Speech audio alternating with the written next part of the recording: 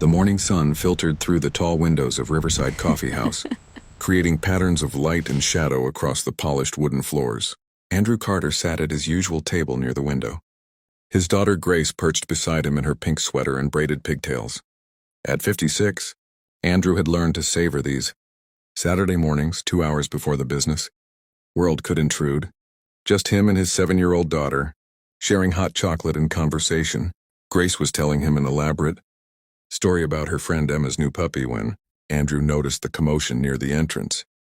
A woman had just walked in, moving carefully on crutches. She wore a striking red dress that seemed almost defiant in its elegance, and her light brown hair was pulled back in a ponytail.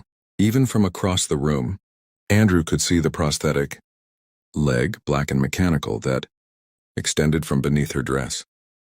She was perhaps in her late 30s, and despite the obvious difficulty of maneuvering with crutches while carrying a purse, she held her head high. But Andrew, who'd spent decades reading people in boardrooms, could see the exhaustion behind her composed expression. This was someone holding herself together through sheer determination. The coffee shop was crowded with the usual Saturday morning rush. The woman looked around for an empty seat, her eyes scanning the packed tables with growing disappointment. Most people seemed to be deliberately not making eye contact. That peculiar social behavior, where everyone becomes suddenly fascinated with their phones or companions to avoid acknowledging someone who might need help. Grace had stopped talking and was watching the woman too. Andrew had raised his daughter to notice people, to see beyond the surface. It was one of the things his late wife, Margaret, had taught them both before the cancer had taken her 4 years ago. "Daddy," Grace whispered, tugging on his sleeve. "That lady looks tired." "She does," Andrew agreed quietly. They watched as the woman finally made it to the counter and ordered. When she turned around with her coffee, the situation became even clearer. There was simply nowhere to sit. Every table was full, and the few people sitting alone had spread their belongings across empty chairs in that universal sign of, "This seat is taken." Andrew saw the moment the woman's composure began to crack. Her shoulders sagged slightly, and she looked down at her coffee as if trying to decide whether it was worth the struggle to stand and drink it or whether she should just leave. He stood up before he'd consciously decided to do it. "Excuse me," he called out, catching her attention. "Would you like to sit here? We have an extra chair." The woman looked at him, surprise and relief warring on her face. She glanced at Grace, then back at Andrew, as if trying to assess whether this was genuine kindness or something else. "I don't want to intrude," she said, her voice soft but clear even across the busy coffee shop. "You're not intruding," Andrew said. "Please, we'd be happy to share the table." She made her way over slowly, and Andrew resisted the urge to help. His sister had taught him that. She'd lost her arm in an accident years ago and had firmly instructed him that disabled people weren't automatically helpless and that sometimes the best help was simply not making a big deal out of things. When the woman reached the table, she leaned her crutches against the wall and carefully lowered herself into the chair. For just a moment, Andrew saw the pain flash across her face, the kind of pain that comes from physical exertion, when your body is working harder than it should have to. "Thank you," she said, genuine gratitude in her eyes. "Really, thank you." "I'm Andrew," he said. "This is my daughter, Grace." "I'm Claire," the woman said. She smiled at Grace. "That's a beautiful braid you have. I used to wear my hair like that when I was your age." Grace beamed. "Daddy did it. He's getting really good." At first they were all bumpy and weird. Claire laughed, a real unexpected laugh that lit up her face. "I bet he is getting good. Practice makes perfect." "That's what Daddy says about everything," Grace said. "He says you have to practice being brave too." Claire's smile faltered slightly, and Andrew saw something vulnerable flash across her expression. "Your daddy is a very smart man." They sat in comfortable silence for a moment, each tending to their drinks. Andrew could sense that Claire was someone who valued privacy, who wouldn't want to be asked intrusive questions. But Grace, with a child's natural curiosity and lack of social filters, had other ideas. "Does your leg hurt?" she asked, pointing at the prosthetic. "Grace," Andrew said gently, "remember what we talked about? Sometimes questions can be private." "It's okay," Claire said, though Andrew could see the slight tension in her shoulders. "It's natural to be curious." She looked at Grace. "Sometimes it hurts, yes. But mostly it's just different. I'm still learning how to use it properly. It's only been 6 months. What happened? Grace asked. Grace, Andrew started. It's really okay, Claire said, and her smile seemed genuine. I was in an accident. A car accident. The doctors did everything they could, but in the end, they had to remove my leg below the knee. But you know what? I'm lucky. I'm alive. I can still do most things I could do before. It just takes a little longer now. My mommy died, Grace said with the blunt honesty of children. So I think you're lucky too. Because you're still here, Andrew saw Claire's eyes fill with tears. She blinked them back quickly. I'm so sorry about your mommy. That must be very hard. It is, Grace said matter-of-factly.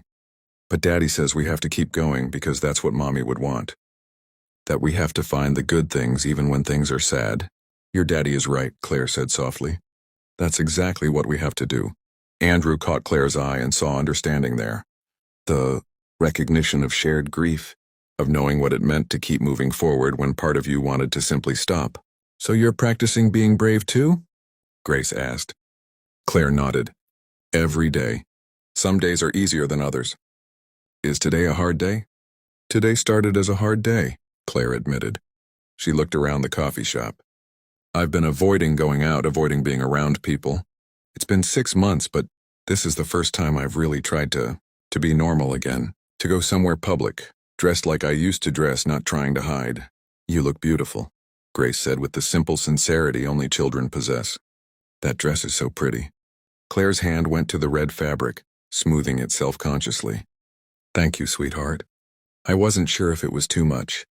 If people would think I was trying too hard or being inappropriate somehow. Too much for what? Andrew found himself asking. For someone like me, Claire said quietly. For someone who's incomplete. You're not incomplete, Andrew said firmly. You're different than you were 6 months ago. But you're not less. Claire looked at him for a long moment. Do you really believe that? Or are you just being kind? Andrew thought about how to answer. He could feel Grace watching him, knowing his daughter would remember this conversation, would learn from how he navigated it. I believe that we are more than our physical bodies, he said carefully. I believe that what makes someone complete or incomplete, beautiful or not, has very little to do with how many limbs they have. My wife, before she died, lost her hair from chemotherapy. She lost weight until she barely looked like herself. She was weak and in pain.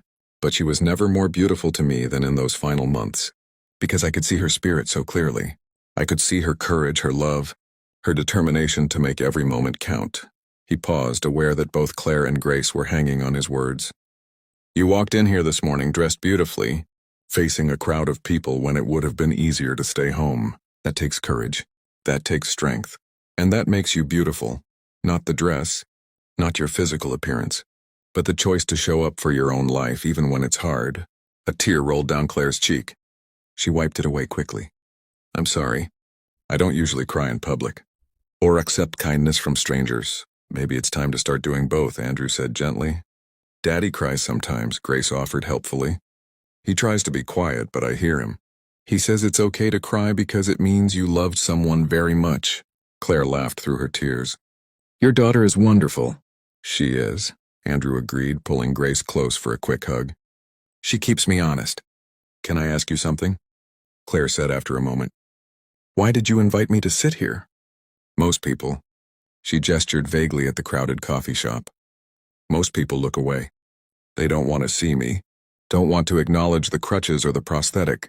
It's like I make them uncomfortable, so they pretend I'm not there. Andrew considered the question. I think people are afraid. Afraid of saying the wrong thing, of staring, of making you uncomfortable. They think ignoring is kinder than acknowledging. But my wife taught me something. Important, invisibility is one of the cruelest things you can do to another person. Everyone deserves to be seen. I've felt very invisible lately, Claire admitted. Even before the accident, actually. I was married for 10 years. My husband left me 2 months after I lost my leg. He said he couldn't handle it. Couldn't deal with my situation, he said. I wasn't the woman he married anymore. Andrew felt anger flash through him. Then he was a fool who never deserved you in the first place. That's what my sister says. But some days I wonder if he was right. If I am different now, if I am less. You are different, Andrew said. Different isn't less. It's just different. And anyone who can't see your worth because of a prosthetic leg is someone with very limited vision. The other day, Claire continued, seeming to need to talk now that she'd started, I went to a job interview. I'm an architect, or I was. I've been on disability, but I'm ready to work again. I need to work again for my sanity, if nothing else. But the interview, the man couldn't stop staring at my leg. Every answer I gave, every example of my work I showed him, he kept looking down. Like he was trying to figure out if someone with one leg could possibly be competent at their job. Did you get the position? Andrew asked. They said they'd call. They haven't. Claire's smile was bitter. I have 15 years of experience, awards, a portfolio of buildings I've designed, but none of that matters because all they can see is what I'm missing. Andrew pulled out his wallet and extracted